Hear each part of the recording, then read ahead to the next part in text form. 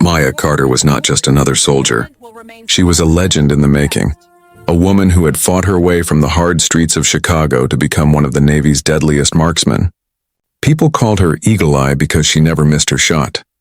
But behind her calm eyes and perfect aim was a story of pain, determination, and unshakable courage. Maya was born into a world that never made things easy for her.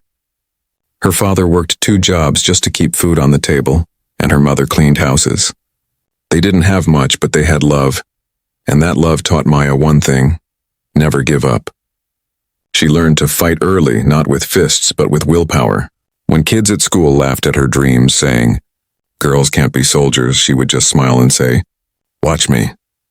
Every night she sat by the window of her tiny apartment, staring at the city lights, imagining something more. She wanted to protect people. She wanted to make her country proud. But most of all, she wanted to prove that no one could decide her limits. So when she turned 18, she walked into a Navy recruitment center and signed up.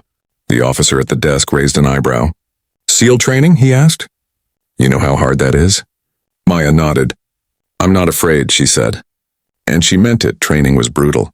It broke men twice her size. Many quit after a week. The freezing water, the endless runs, the shouting. It was all meant to crush her spirit. But Maya didn't quit. Every time she fell, she got back up. Every time her body screamed to stop, her mind whispered, "Just one more step." Her instructors didn't know what to make of her. She was quiet, focused, and had the eyes of someone who had already survived worse. There was one night, during Hell Week, when the cold waves slammed into her body and her hands were shaking so hard she could barely hold her rifle. The team leader shouted at her, "Carter, you can't do this." She looked up, teeth chattering, and said, "Sir, permission to prove you wrong." That night she hit every target in the dark. Her bullets cut through the wind like lightning. From that day, no one ever questioned her skill again. But being the first black female SEAL came with challenges Maya never expected. Some of her teammates admired her, others doubted her. Behind her back, they whispered things like, "She only got in because of politics." Others said, "She's good, but she'll never last." Maya heard the whispers. She just didn't let them win. She trained harder, stayed longer, and shot better than anyone else. When she was finally accepted into the SEAL team, her commanding officer handed her the trident pin, the symbol of a Navy SEAL. "Carter," he said, "you earned this. Don't ever let anyone tell you otherwise." For the first time, she smiled with pride. It wasn't just a victory for her. It was a victory for every woman who was told no. Years passed and Maya's reputation grew. She became known for her discipline and her heart. She was the one who stayed behind to help wounded soldiers. She was the one who never left anyone behind. In the middle of chaos, when bullets flew and men panicked, Maya was calm. Her teammates said that if you heard her voice on the radio, you knew everything would be okay. But even heroes get tired.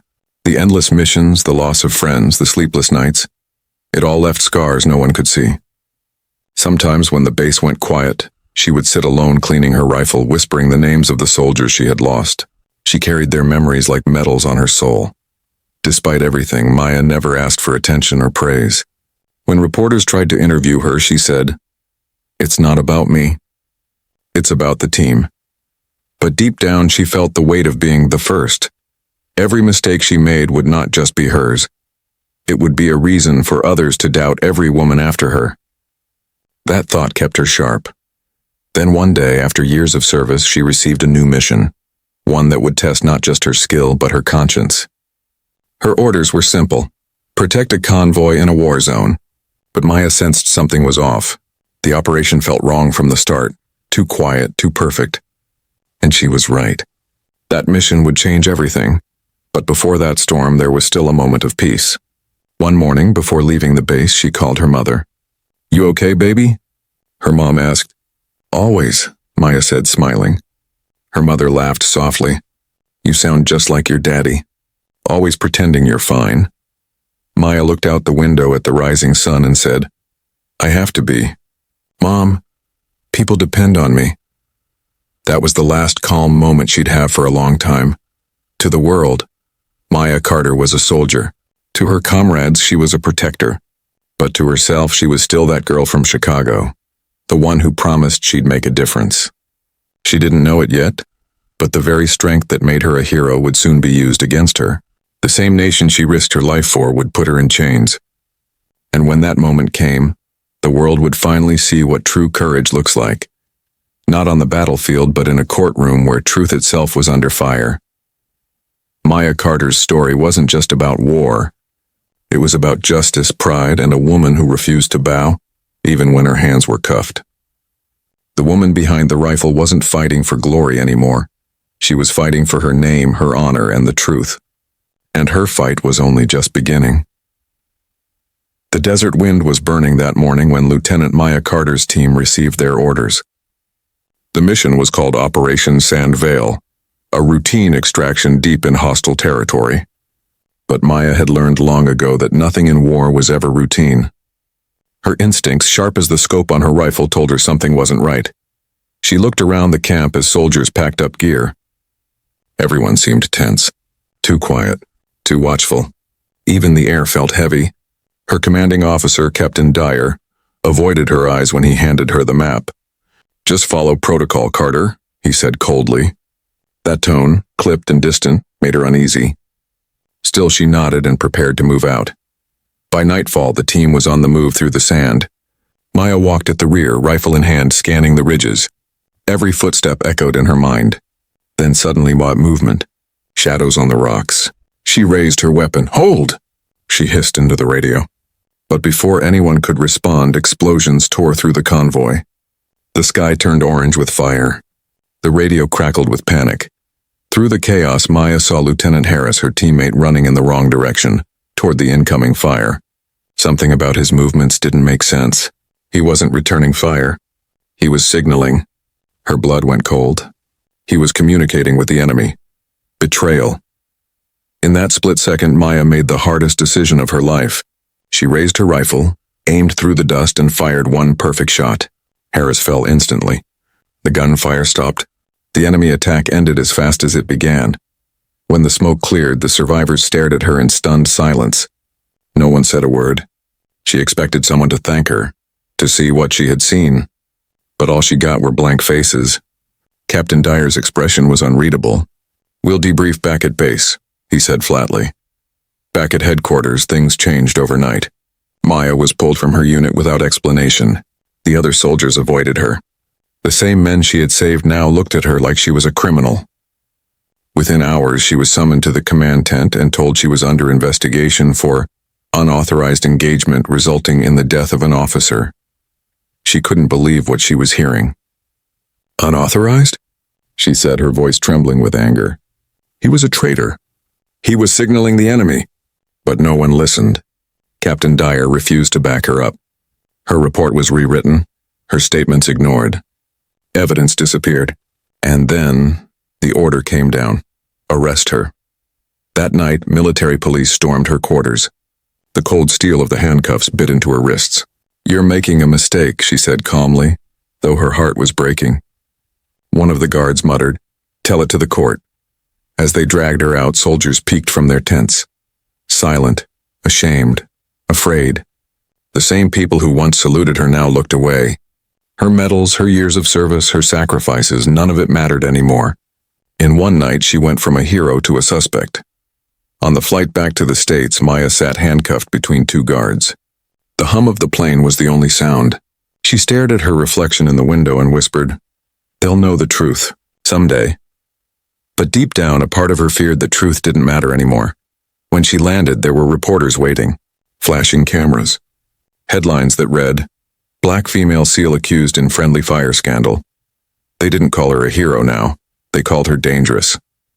They didn't ask what really happened. They just wanted a story.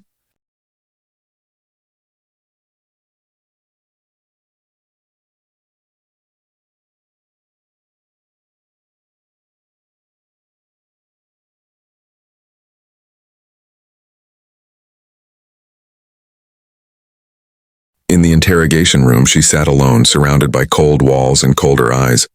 "You killed one of your own," the investigator said. "Why?" Maya looked up, steady and unbroken.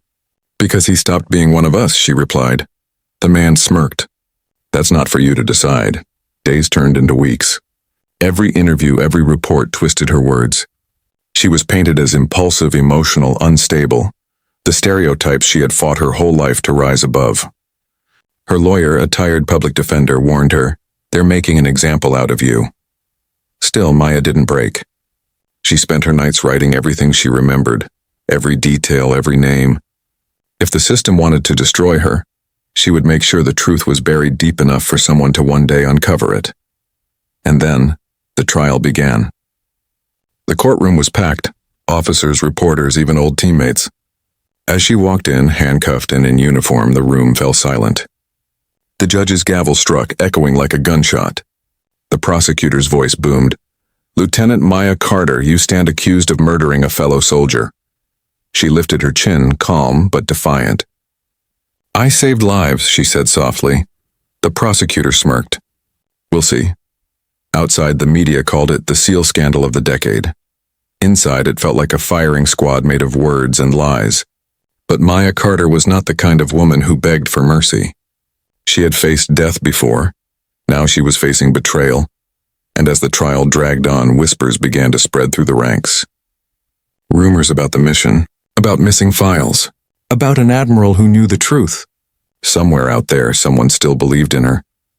But for now, she sat alone in that cold courtroom, the soldier who saved her team, yet stood accused by her own.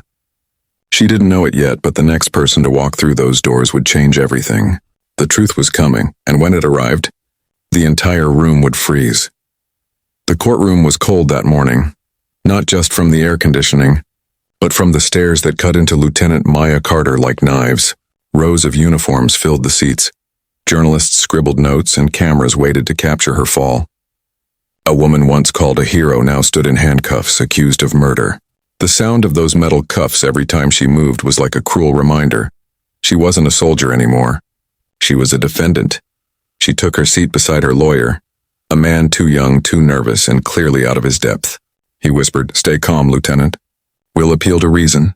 Maya gave a faint smile. "Reason left this room before I walked in," she said softly. When the judge entered, everyone rose. The crowd fell silent. The prosecutor, a sharp-tongued officer named Colonel Pierce, stepped forward. His eyes were cold, calculating. The kind of man who didn't care about truth, only about winning. "Ladies and gentlemen," he began, "this is not a case about bravery. This is a case about control. A soldier who refused to follow orders and took justice into her own hands." Maya sat still, her face unreadable. But inside, her chest burned. He was twisting everything, turning her act of courage into a crime. He continued, voice dripping with sarcasm. "Lieutenant Carter shot and killed Lieutenant Harris during an operation. No clear threat, no authorization, no remorse." He paced slowly, eyes on the jury. "The Navy trusted her with a rifle. She turned it against her own." Gasps spread through the room. Maya clenched her fists, her wrists still chained together. The sound of whispers filled her ears, words like traitor, killer, unstable. When it was her turn to speak, she stood tall. Her voice was steady. "I did what I had to do to protect my team," she said. "If I hadn't taken that shot, none of us would be here today." Pierce smirked. "So you're saying the man you killed, a decorated officer, was a threat?" "I'm saying," Maya replied, her eyes meeting his without fear, "he was working with the enemy." The courtroom erupted. Reporters whispered frantically. The judge banged the gavel. "Order!" Pierce folded his arms. "Do you have proof, Lieutenant?" Maya hesitated. She had seen the signal, the hand motion Harris made before the attack, but the video footage from the mission had mysteriously vanished. The official reports were lost in transmission. Her words were all she had, and in a courtroom full of politics and power, that wasn't enough. The prosecutor turned to the jury. "No proof. Just the word of a soldier desperate to save her career. A woman who can't accept responsibility for her mistake." Maya felt her stomach twist, but she didn't flinch. She had faced worse, ambushes, explosions, death. But this was different. This wasn't war. This was betrayal wearing a uniform. During a break, she looked out the small window near the hallway. She could see the flag waving outside. It used to make her proud. Now it just made her sad. Everything she fought for, every mission, every sacrifice from her, all of it was being erased by lies. When the trial resumed, they brought in witnesses. soldiers who had fought beside her. Some spoke kindly, others coldly. One of them, her old teammate Jenkins, looked nervous on the stand. "She's a great soldier," he said quietly, "but sometimes she made choices that scared people."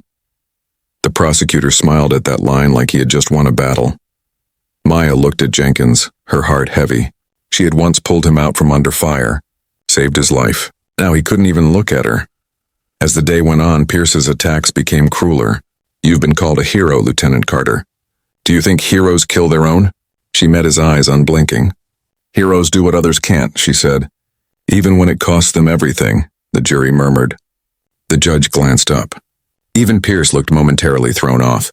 Maya's words cut through the courtroom like a bullet, but when the session ended, she was still in chains. As the guards led her back to the holding room, she overheard two officers whisper, "She used to be the best. Shame it ended like this." That night, sitting alone in her cell, Maya stared at the ceiling. Every breath felt heavy. Her mind replayed the mission, Harris's signal, the explosion, the screams. She wasn't wrong. She knew what she saw. But she also knew the truth was being buried by someone powerful. Somewhere high above her rank, someone wanted her silenced. Someone who didn't want the truth to come out. And as she closed her eyes, a thought crossed her mind like lightning. "They're not just punishing me. They're protecting someone." She whispered to herself. "They can chain my hands, but not the truth." The next morning, she walked back into the courtroom with her head high. The whispers stopped when she entered. Even her enemies could feel something had changed in her eyes. A calm, fierce fire that refused to die. What she didn't know was that the storm was about to break. That somewhere outside those walls, an old friend, a man with power, rank, and conscience, had seen the same classified files they tried to erase.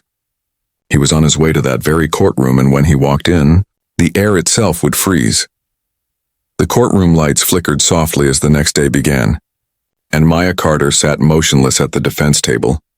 Her wrists no longer in chains, but her freedom still miles away. Outside, reporters shouted her name, flashing cameras like a storm of lightning every time she was led through the doors. Inside, it felt like the air itself was made of judgment. Everyone wanted to see how the fallen hero would crumble next, but Maya didn't crumble. Not yet. Her face was calm, her back straight, her eyes focused on the flag above the judge's bench. The same flag she had fought under. The same one she had bled for. She whispered quietly to herself, "You don't get to break me." That morning, the prosecution called their final witnesses. Officers, analysts, people who had never even been on the mission, but spoke as if they knew the truth. Their words were rehearsed, smooth like actors reading a script. Each one added another weight to Maya's shoulders, and still she stayed silent. Then, as the lawyer beside her struggled to find a strategy, something strange happened inside her mind. The courtroom began to fade. The echo of voices drifted away, replaced by another sound, a heartbeat steady and loud. Her heartbeat, and in that heartbeat the past returned. The sand, the gunfire, the screaming. She was back in the desert again. The memory hit her like a wave, the sun burning above, the smell of smoke and blood. Her rifle in her hands, her team under attack. She could still hear the soldier yelling, "We're surrounded," and the radio cutting out with static. Then she saw Harris again, his eyes shifting, his lips moving in silence as his hand signaled something toward the ridge. It was so clear in her memory now. Not a random gesture, a code, a signal to the enemy. She hadn't imagined it. She had known it then, and she knew it now. Her breath trembled. Her lawyer touched her arm. "Lieutenant, are you all right?" She nodded slowly, whispering, "I remember everything." When the judge called for a recess, Maya stood and walked toward the defense table where the evidence files sat. She ran her fingers across the pages, mission reports, photos, incomplete records. Then she noticed something, a page that didn't belong. A reference to a drone recording, footage that was never shown in court. She looked at her lawyer. "Where's this file?" she asked. He frowned. That footage was classified. The Navy said it was lost. Her voice sharpened. When the session resumed, Colonel Pierce, the prosecutor, walked to the center of the room with a smug smile. "Ladies and gentlemen," he began, "we've heard enough. The evidence is clear. Lieutenant Carter's actions were reckless and deadly. She is not a hero. She is a warning." The words stung, but Maya wasn't listening anymore. Her eyes drifted to the back of the room. For a moment she thought she saw a shadow move behind the glass doors. Someone tall, wearing a uniform she recognized. She blinked and the figure was gone. "Lieutenant Carter," Pierce said loudly, snapping her back. "Do you even feel remorse for what you've done?" Maya stood slowly, her voice firm. "Remorse? No, I feel sorrow. For every man and woman I couldn't save. But I'll never feel remorse for stopping a traitor." The courtroom erupted again, reporters scribbling like mad. The judge shouted for order. Pierce smirked. "You expect us to believe that? That one of our own was a spy?" Maya met his gaze. "I don't expect you to believe it. I expect the truth to survive long enough to prove it." There was something about her tone that made even the judge pause. She wasn't angry anymore, she was certain. As the session adjourned for the day, Maya was escorted through the hallway under heavy guard. The reporters screamed questions. "Did you really kill him in cold blood? Are you ashamed of what you did? Do you think you'll go to prison?" She didn't answer any of them. But before she entered the transport vehicle, she whispered under her breath, "They'll know soon." That night in her holding cell, she couldn't sleep. The silence was too loud. The image of Harris's hand signal kept flashing in her mind.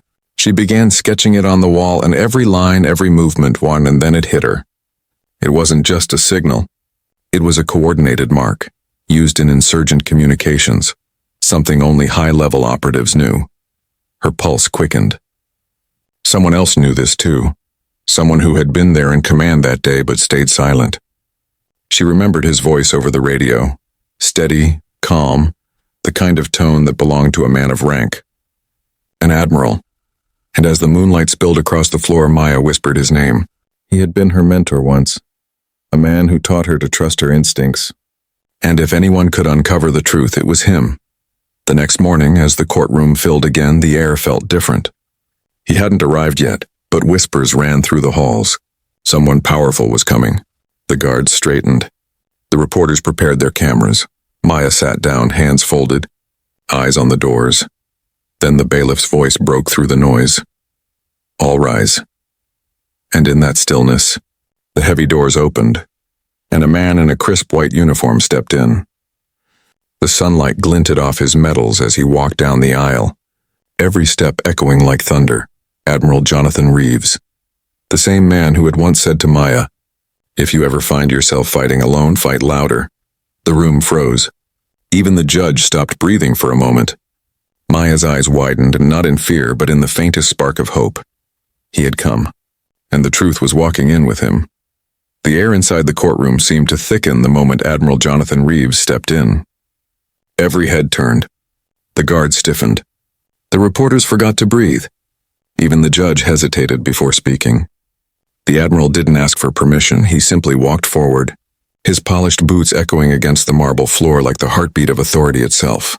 Maya Carter, still seated at the defense table, looked up slowly. For a moment her mask of calm cracked.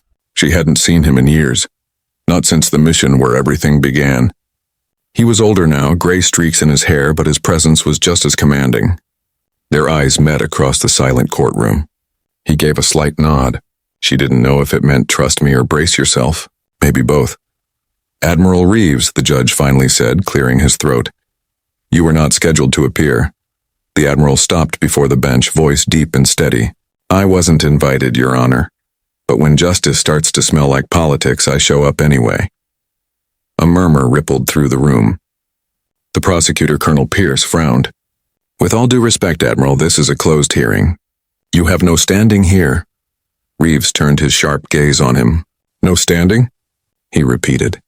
"Lieutenant Maya Carter served under my command for 5 years. I have more standing than anyone in this room who's been hiding behind redacted reports." Maya's lawyer looked confused but hopeful. For the first time, Maya allowed herself to exhale. The judge sighed. "Admiral, if you have something relevant, make it brief." Reeves pulled a small folder from under his arm and placed it on the table. "Relevant enough," he said quietly. "These are the unedited mission logs from Operation Sand Veil, the ones your prosecution conveniently misplaced." Colonel Pierce's face turned pale. "That's classified," Reeves cut him off. "Was classified. I had it declassified this morning." He looked straight at Maya. Lieutenant Carter didn't commit murder. She prevented one. Gasps filled the courtroom. The judge leaned forward. Explain yourself, Admiral. Reeves opened the folder, revealing printed stills from drone footage. He held one up. A grainy but clear image of Lieutenant Harris raising his hand, forming a signal toward the ridge seconds before the explosion. The same signal Maya had seen. This, Reeves said firmly, is not an innocent gesture. It's a field signal used by insurgents to coordinate ambushes. It was identified later in intercepted communications. Lieutenant Carter recognized it in real time and acted before the enemy could strike again. Her decision saved her team. For a moment, silence, then chaos. The room exploded in whispers and gasps. Maya's lawyer jumped to his feet. Your Honor, this changes everything. Pierce tried to recover. Objection. That footage could be doctored. Reeves glared at him. Colonel, I personally authenticated it. Are you calling me a liar? The colonel froze. He didn't answer. Maya sat still, her heart pounding. For so long she had carried the weight of doubt, the humiliation, the endless whispers. Now for the first time, someone powerful stood beside her, someone who believed her. The judge turned to Maya. Lieutenant Carter, did you know of this footage? No, Your Honor, she said quietly. I asked for it. They said it was lost. Reeves's voice was like thunder. It wasn't lost. It was hidden. Someone up the chain didn't want the truth getting out. The judge slammed the gavel. This court will recess for 1 hour while I review this evidence. The guards led Maya out, but for the first time her steps were lighter. In the holding corridor, Reeves followed her. They stopped in the quiet hallway away from the noise. Why now? She asked softly. He sighed. Because it took me this long to find it. They buried this deep. But I owed you, Maya. You saved my life once, and now I'm saving your name. She blinked back tears. They won't stop, she whispered. People like Pierce, and they'll twist this too. Then let them try, Reeves said, his tone fierce. You've already done your part. Now it's their turn to face the truth. When the recess ended, the courtroom was tense again. The judge returned with a heavy expression. He looked at Maya first, then at the Admiral, then at the prosecutor. This evidence, he said slowly, appears genuine. The court will allow it into record. The charges against Lieutenant Carter will be reviewed. Maya closed her eyes. A single tear escaped, but she didn't hide it. It wasn't weakness, it was release. Pierce tried one last time. Your Honor, even if the footage is real, she still took a life. Reeves interrupted sharply. She took 1 life to save 10. That's not a crime, and that's duty. The judge nodded slowly. I agree. He looked at Maya. Lieutenant Carter, this court owes you more than an apology. You are cleared of all charges. A collective gasp swept through the courtroom. For the first time since her arrest, Maya smiled. Not wide, just a small, tired, beautiful smile of someone who had fought and finally been heard. The guard stepped forward to unlock her cuffs. The sound of metal clicking open echoed like freedom itself. Reeves extended his hand and Maya shook it. The reporters were silent for a moment before the first camera flash broke the stillness. Someone whispered, "She's innocent," and then the entire room erupted in applause. But Maya didn't care about the cameras or the cheers. She looked at the Admiral, voice trembling. Thank you, sir. He nodded. Don't thank me. You earned this truth. I just brought it home. And for the first time in a long time, Maya Carter, the soldier who had been chained, silenced, and nearly erased, stood tall again. The war for her honor was over. But the world had only just begun to see who she truly was. When the judge's gavel struck and the courtroom broke into applause, Maya Carter didn't smile like a victor. She simply stood still, breathing quietly, as though her lungs had forgotten what freedom felt like. The sound of chains being removed echoed in her mind long after they were gone. For months, those cuffs had defined her. Now her wrists felt lighter, but her soul still carried the bruises. The crowd erupted with flashes and questions, but she didn't hear any of it. Her eyes followed Admiral Reeves as he quietly gathered the documents and turned toward the exit. The moment felt unreal. One day she was a prisoner, and now the world was calling her a hero again. But deep down, Maya knew something darker still lingered beneath the surface.